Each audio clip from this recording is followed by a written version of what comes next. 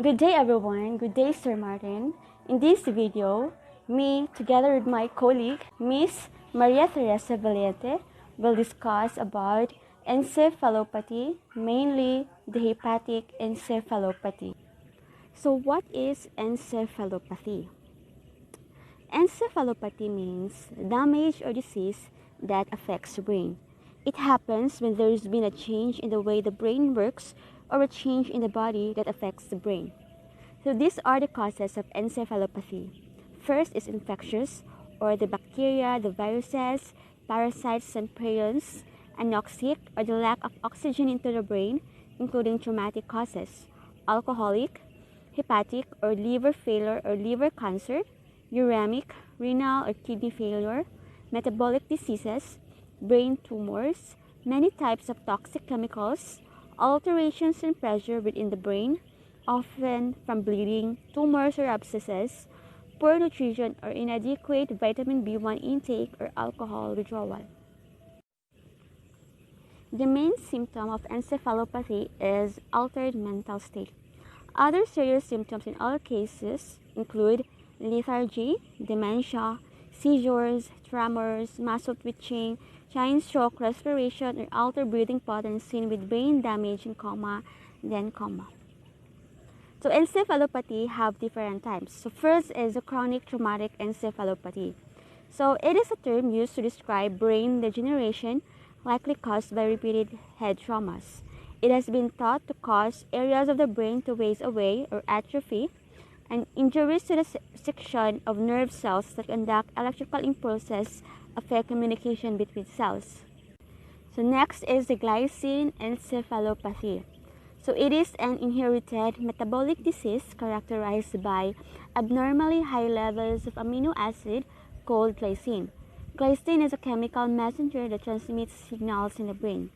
Treatment include sodium benzoate to reduce the levels of glycine, and methyl diasparate or NMDA receptor site antagonists that ameliorate neurological symptoms, and in the anti-epileptic for seizure control. Next type is the Hashimoto's encephalopathy. It is a rare disorder characterized by impaired brain function. The exact cause is unknown, but it is believed to be an immune-mediated disorder or a disorder in which there is inflammation resulting from abnormal functioning of the immune system. Treatments are corticosteroids used to treat inflammation, azathioprine, cyclophosphamide, intravenous immunoglobulin associated with neutralizing circulatory autoantibodies, and plasmapheresis can remove autoantibodies of the blood. The next type is hypertensive encephalopathy. Hypertension is known to be the silent killer, and vital organs such as the brain, eyes, kidney, and the heart are the targets. In prolonged hypertension, adaptive changes occur in arteries in order to prevent hyperperfusion of the brain while maintaining its normal perfusion. Treatment include nitroprusside and labetalol. So, I will be discussing the remaining 5 types of encephalopathy: its epidemiology, etiology, signs and symptoms, and its pathophysiology, and its treatment. One of its treatment, the lactulose. Hypoxic ischemic encephalopathy. Hypoxic ischemic encephalopathy is a type of brain dysfunction that occurs when the brain doesn't receive enough oxygen or blood flow for a period of time. Hypoxic means not enough oxygen, ischemic means not enough blood flow, and encephalopathy means brain disorder. So, it can be developed during pregnancy, labor, and delivery, or in the postnatal period. If the blood or oxygen supply to the brain has been interrupted, the rest of the body may have also been starved of oxygen. So this may cause damage to other organs like the heart, the liver, the kidneys, and its treatment or maintain normal blood glucose, maintain normal blood pressure, prevent or control seizures, prevent or minimize cerebral edema, and also anticonvulsants such as phenobarbital, phenytoin, and lorazepam. Anticonvulsants control seizures. So next is toxic metabolic encephalopathy. Toxic encephalopathy describes acute mental status alteration due to medications, illicit drugs, or toxic chemicals. Metabolic encephalopathy is caused by an avalanche number of metabolic disturbances. Toxic metabolic encephalopathy describes a combination of toxic and metabolic factors. So when the electrolytes, hormones, or other chemicals in the body are off their normal balance, they can impact the brain's function. So this can also include the presence of an infection in the body or presence of toxic chemicals. Uremic encephalopathy, an acquired toxic syndrome characterized by delirium in patients with untreated or inadequately treated end-stage renal disease. So, in uremic encephalopathy, it is a result of kidney failure. It is believed to be caused by the build-up of uremic toxins in the blood. This condition can cause mild confusion to deep coma.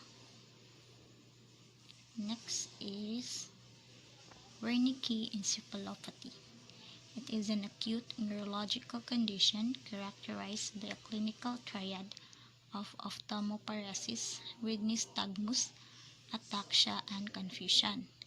It is caused by thiamine deficiency.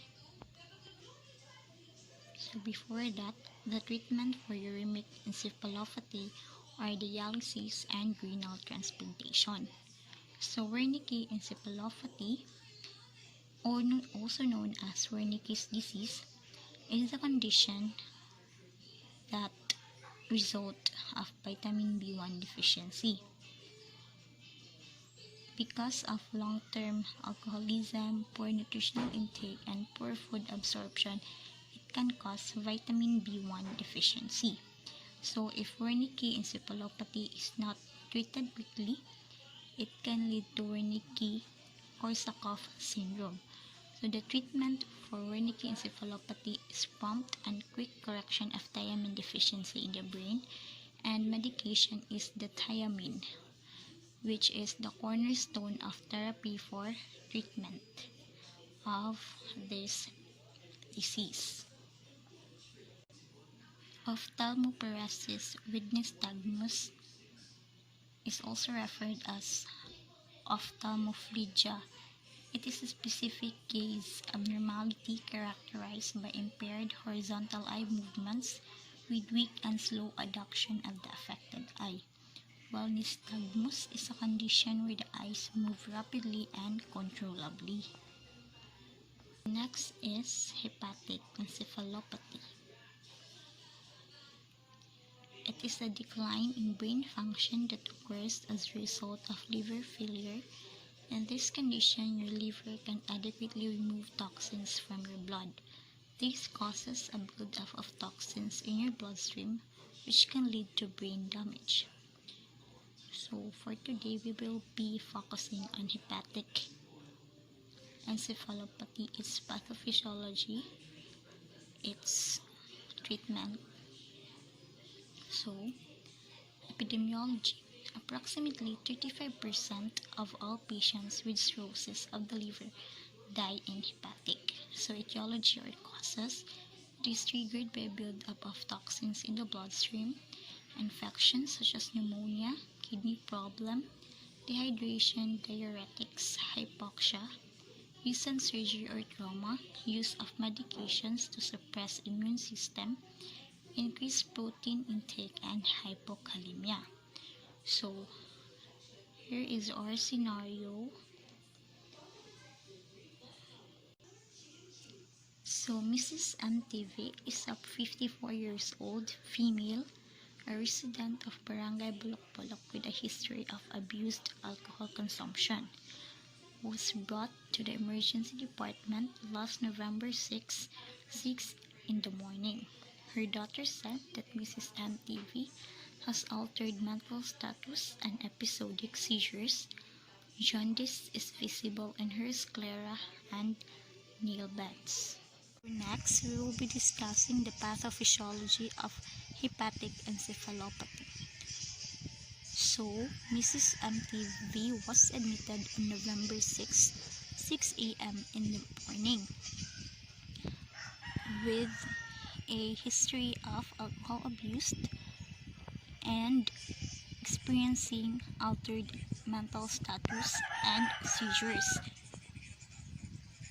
And jaundice is visible in her sclera and nail beds.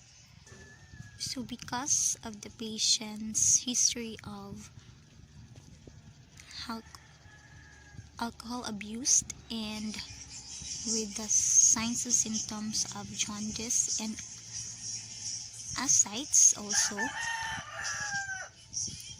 the patient is likely experiencing encephalopathy, particularly hepatic encephalopathy, due to the signs and symptoms and history of alcohol abuse. So here is the pathophysiology of hepatic encephalopathy. So first is the patient has severe liver damage or cirrhosis. So there is inflammation, bacterial translocation, and vasoactive mediators are the precipitating factors of severe liver damage. So, inflammation, bacterial translocation, and vasoactive mediators leads to splenic and peripheral vasodilation and hepatocyte dysfunction. So, in some articles, the ammonia plays a major role in the pathogenesis of hepatic encephalopathy. So what is an ammonia? So ammonia is a major substrate for a number of enzymatic reactions in the brain and is also a product of some other reactions. So we all know that ammonia is absorbed from the gut and it is to be converted in the liver through urea cycle. But in this scenario, the patient has severe liver damage or cirrhosis. So because the patient has cirrhosis, the ammonia na dapat moadto sa liver to be converted into urea through urea cycle as part of urea cycle kay na-damage naman ang liver, dili na makonvert dito ang ammonia. Instead, si ammonia iyang i-bypass si liver through or via porthosystemic shunt.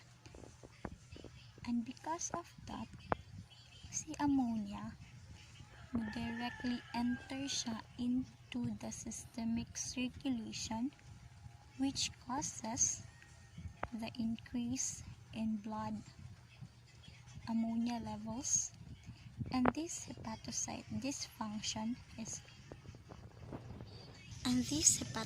dysfunction ay kay dili na properly makafunction ang hepatocyte and they are less capable gani nga mo metabolize og mga waste product because the liver is already damaged. So because of that, it can also cause or results in increased blood ammonia levels. So inflammation, bacterial translocation, and vasoactive mediators leads to increased permeability of blood-brain barrier. So unsa man ni si blood-brain barrier? Si blood-brain barrier or si BBB is formed by the endothelial cells that line cerebral microvessels. It plays an important role in the regulation of brain microenvironment homeostasis necessary for a stable and coordinated neuronal activity. Ug-usab pod, it protects the brain from harmful factors such as fluctuations in the blood plasma components and neurotransmitters. So because of inflammation and other precipitating factors of hepatic encephalopathy, increase ang permeability ni blood-brain barrier causing cerebral edema, astrocyte swelling, neurotransmitter and receptor alterations, altered brain glucose metabolism. So, as the brain is not equipped with an effective urea cycle kay lagi na liver damage na, so si ammonia ma-remove siya through the process of glutamine synthesis from glutamate. Dayon, with the participation of glutamine synthetase, so malocalize siya almost exclusively in astrocytes. So, there is astrocyte swelling. So, astrocyte swelling secondary to glutamine osmotic effects leads to brain edema. So, diba si ammonia ay maka-cross naman siya or maka-cross na siya through blood-brain barrier. Dayon, si ammonia dira na siya mametabolize sa astrocytes nga nag-create og glutamine from glutamate, mag-convert ang glutamine to glutamate. So, ang result ani, more glutamine production increases the oncotic pressure within the astrocyte, causing it to swell and causes cerebral edema.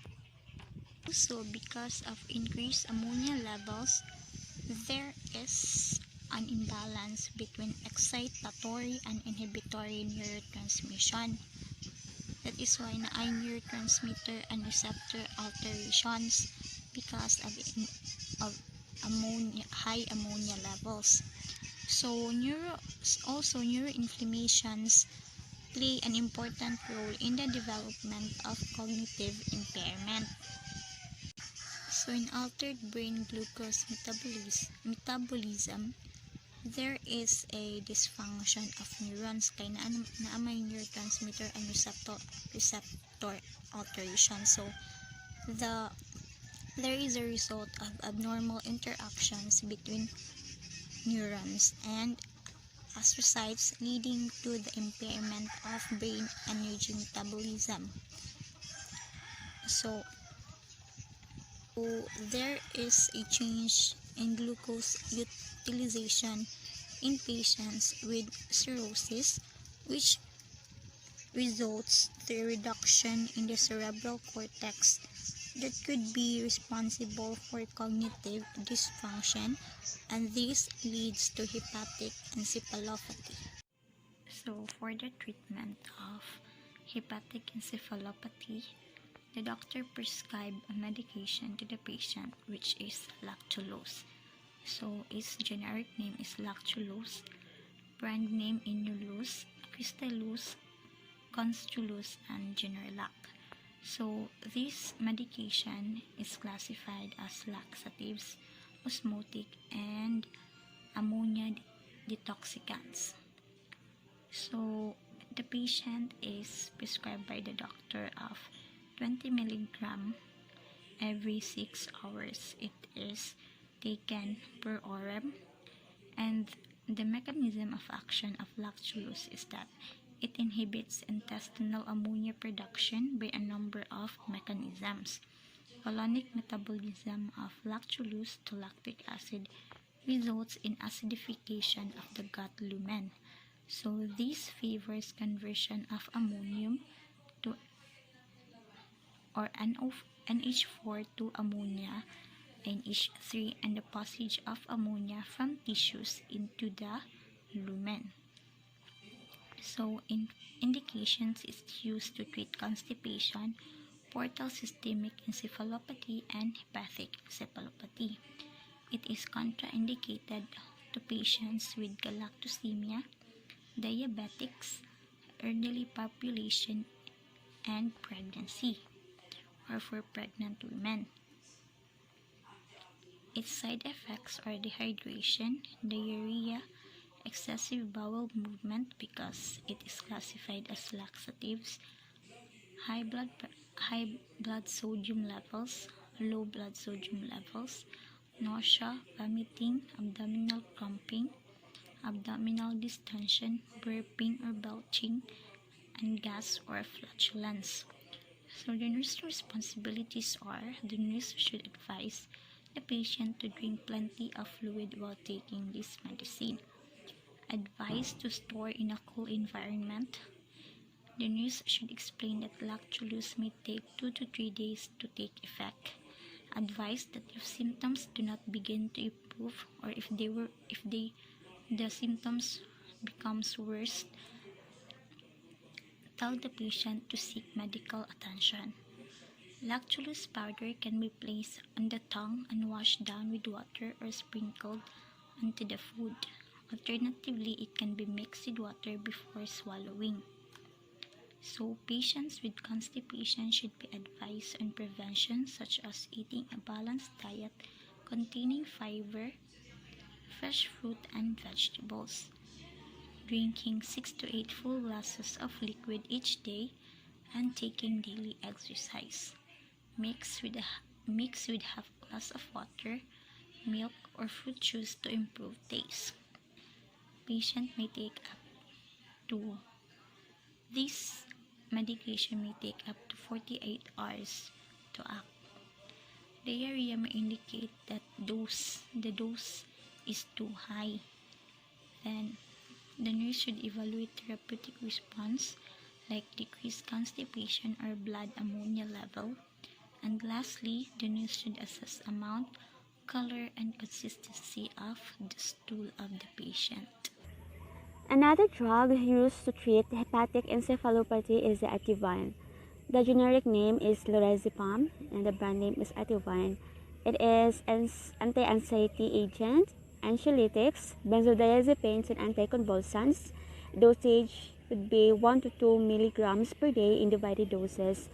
Since our patient is 54 years old, so she's already an adult, and then the route is per ORM, and then the mechanism of action is it binds to benzodiazepine receptors on the postsynaptic GABA A ligand-gated chloride channel neuron at several sites within the central nervous system. It enhances the inhibitory effects of GABA, which increases the conductance of chloride ions into the cell. This shift in chloride ions result in hyperpolarization and stabilization of the cellular plasma membrane. Its inhibitory action in the amygdala helps with anxiety disorders, while its inhibitory action in the cerebral cortex helps in seizure disorders. So, Ativan is indicated for the management of anxiety disorders for the short-term relief of the symptoms of anxiety or anxiety associated with depressive symptoms. Ativan is contraindicated to person who is hypersensitive to benzodiazepines or to any components of the formulation, and the person who have narrow acute glaucoma. Side effects would be sedation, dizziness, weakness and fatigue, and unsteadiness. Teaching points and nursing responsibilities include instruct patient to take drug exactly as prescribed and to do not stop it, especially for long-term therapy, without consulting healthcare provider. And then inform patient that he may experience side effects like drowsiness, dizziness, and may be transient to avoid driving or engaging in dangerous activities. And for GI upset, take drug with food and nocturnal sleep disturbances for several nights after discontinuing the drug if used as a sedative and hypnotic. So this includes depression, dreams, emotional upset, and crying. And then instruct patient to report when feeling severe dizziness, weakness, drowsiness that persists, rash or skin lesions, palpitations, edema of the extremities, visual changes, and difficulty voiding. The third drug used for hepatic encephalopathy is the thiamine. So the generic name is thiamine, brand name vitamin B1. It is classified as vitamins or B vitamins. Dosage is 1.5 milligrams per day. The route is per ORM, and the mechanism of action is thiamine combines with adenosine triphosphate in the liver, kidneys, and leukocytes to produce thiamine diphosphate. Thiamine diphosphate acts as a coenzyme in carbohydrate metabolism, in transcatylation reactions, and in the utilization of hexose in the hexose monophosphate shunt. Without adequate thiamine, pyruvic acid does not undergo conversion to acetyl-CoA and cannot enter the Krebs cycle. Pyruvic acid accumulates in the blood and is subsequently converted to lactic acid with the potential development of lactic acidosis. Diminished production of NADH in the Krebs cycle. Side effects include warmth, anaphylaxia or severe allergic reaction, skin discoloration, sweating, restlessness, itching, weakness, tidiness of the throat, and nausea. Nursing responsibilities or record patient's dietary history carefully as an essential part of vitamin replacement therapy. Collaborate with physician, pediatrician, patient, and responsible family member in developing a diet teaching plan that can be sustained by patient. And then the nurse should note body requirement of thiamine is directly proportional to carbohydrate intake and metabolic rate. Requirement increases when diet consists predominantly of carbohydrates. Total absence of dietary thiamine produced deficiency state in about 3 weeks. Patient and family education. The nurse should teach or educate the patient as well as the family about the food and drug relationships. So let's go now to our nursing diagnosis. Our first diagnosis is acute confusion related to alcohol abuse secondary to hepatic encephalopathy. Nursing interventions. First is need to assess and monitor patient's vital signs, and the next is conduct an accurate mental status exam including patient's overall appearance, manner and attitude, and then observe patient's level of psychomotor behavior, mood and affect, and patient's cognition. Then the next is should evaluate the extent of impairment in orientation, the attention span, the ability to follow directions, send and receive communication, and its appropriateness to respond. And then orient patient to surroundings, staff, unnecessary activities as needed, and always present reality concisely because increased orientation ensures safety for the patient. And then limit patient to sensory exposure and provide a calm and peaceful environment, and then eliminate external noise and stimuli because increased levels of visual and auditory stimulation can be misinterpreted by the patient. And the next is be consistent in setting expectations and enforcing rules. Clear and consistent limits provide a secure structure for the patient. Then refrain from forcing activities and communications because patient may feel threatened and may withdraw or rebel. Provide nutritionally well-balanced diet, incorporating patient's preferences. Then encourage patient to eat and provide a pleasant environment and allow sufficient time to eat. This will enhance intake and general well-being. And then engage patient in one-to-one activities at first, then activities in small groups, and eventually activities in larger groups. Encourage patient to verbalize true feelings. Avoid becoming defensive when angry feelings are directed at him. And then teach patient to intervene using thought-stopping techniques when irrational or negative thoughts prevail. The third diagnosis is risk for ineffective airway clearance related to seizure. Nursing interventions. Nurse should monitor respiratory rate, rhythm, the depth and effort of respirations to provide a baseline data for evaluating adequacy of ventilation. Ensure patient to empty mouth of dentures or foreign objects and avoid chewing gums if seizures occur without warning. It lessens the risk of aspiration or foreign objects lodging in the pharynx. Then maintain in supine position, flat surface, turn head to side during seizure activity because it helps in the drainage of secretions and prevents the tongue from obstructing the airway. Then loosen the clothing of the patient from neck or chest and abdominal areas for this aids in breathing or chest expansion. then provide an insert plastic area or soft rolls as indicated and only if the jaw is relaxed. These devices may prevent biting of the tongue and facilitate suctioning or respiratory support. Then lastly is supervised supplemental oxygen or bag ventilation as needed to lessen cerebral hypoxia resulting from decreased circulation or oxygenation secondary to vascular spasm during a seizure. So let's go now to the management of hepatic encephalopathy. First is exclude non-hepatic causes of altered mental function. Consider checking an arterial ammonia level in the initial assessment of a hospitalized patient with cirrhosis and with impaired mental function. Ammonia levels have less used in a stable outpatient.